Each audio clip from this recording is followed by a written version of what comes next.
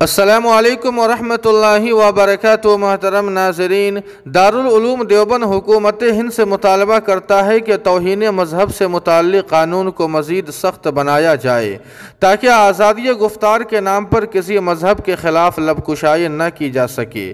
یہ معلوم حقیقت ہے کہ ہندوستان مذہبی اقدار و روایات کو تحفظ فراہم کرنے والا ایک سیکولر ملک ہے، لیکن گزشتہ چند برسوں سے آئے دن ایسے اذیت ناک واقعات اور بیانات سامنے آتے رہتے ہیں جن سے مذہبی احساسات اور جذبات مجروح ہوتے ہیں۔ فرقہ پرست اور شدت پسند عناصر اور ان کا ہمنوا میڈیا ہر روز دل آزار گفتگو کرنے لگا ہے۔ جیسے جیسے فرقہ واریت کو شہ مل رہی ہے، مذہبی شخصیات اور مذہبی کتابوں کو بھی ہدف تنقید بنایا جانے لگا ہے، جس کے سبب عالمی سطح پر ہمارے دیش کی سیکولر اور انصاف پسند شبیہ کو نقصان پہنچ رہا ہے۔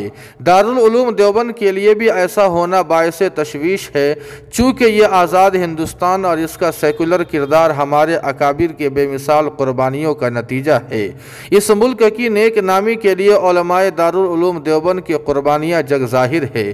ہندوستانی مسلمان صبر و تحمل کے ساتھ ملک کی سلامتی اور امن و عاشتی کے خاطر آج بھی بہت کچھ برداشت کر رہے ہیں، لیکن توہین رسالت کا معاملہ ہر مومن اور انصاف پسند انسان کے لیے قطعی ناقابل برداشت ہے، جس پر خاموش رہنا ممکن نہیں۔ گزشتہ دنوں ہمارے ملک میں اہانت رسول صلی اللہ علیہ وسلم کا جو دل خراش واقعہ پیش آیا، اس کی جتنی بھی مذمت کی جائے وہ کم ہے۔ اس کے خاطیوں کو قرار واقعی سزا ملنی چاہیے۔